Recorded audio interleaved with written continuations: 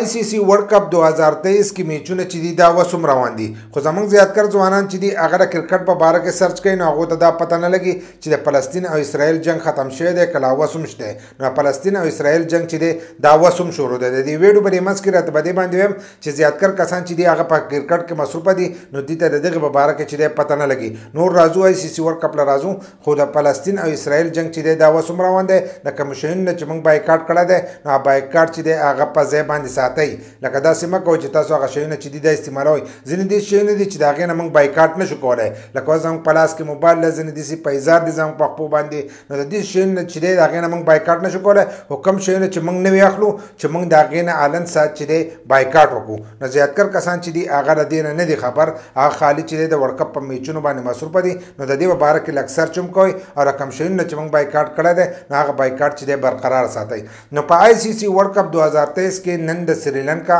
او نیوزیلینډ میچ دی نو سریلنکا او نیوزیلینډ میچ چې دی دا د دوو ملکونو دپاره اهم دی د پاکستان او افغانستان دپاره که دا میچ سریلنکا وګټلو نو پاکستان او افغانستان چې دی دا سمی فاینل ته ختی شي که دا نیوزیلینډ وګټلو نو دا دواړه ټیمان چې دي دا بیا سمی فاینل ته نشي ختلی ځکه نشي ختلی فانټونه خو د دې یو شانتي دي اته فانټ دي اته میچونه یې کړي دي او څلور میچونه چې دي ګټلي او څلور میچونه چې دي بېللي دي پاکستان افغانستان او نیوزیلینډ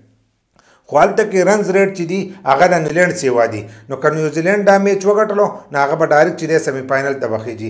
بل دا چې د سریلنکا ټیم چې دی د نیوزیلینډ په نسبت هغه کمزوره دی نو که میچ وشو نو نیوزیلینډ چې دی دی ګټي خو په دې کې د باران چانس چې دی هغه ډېر سیوا دی نو که میچ ډرا شو نو بیا دا دواړه ټیمان چې دي د سمی فاینل ته ختی شي په دې کې که پاکستان خپل میچ وګټلو نو پاکستان چې دی هغه سمی فاینل ته ختی شي خو که پاکستان خپل میچ وبیللو او افغانستان خپل میچ وګټلو نو افغانستان چې دی هغه به سمی فاینل ته خیږي خو که دې دواړو وګټلو نو په دې کې چې دی بیا پاکستان چې دی هغه به سمی فاینل ته خیږي او افغانستان او نیوزیلینډ چې دی هغه به کور ته راځي نننی میچ چې دی هغه د پاکستان او افغانستان دپاره چې دی هغه ډېر اهم دی بل دا که دا سریلنکا وګټلو نو هلو به دا دواړه ټیمان چې دي دا به سمی فاینل ته خیږي بل دا که ډرا شو نو بیا هم دې ته چانس دی خو چې دوی خپل میچونه وګټي بل دا د افغانستان سره دغه چې پاکستان میچ وبیللو نو هلو به افغانستان چې دی دا به خیږي که پاکستان میچ وګټلو نو افغانستان ټیم چې دی هغه سمی فاینل ته چې دی نشي ختلی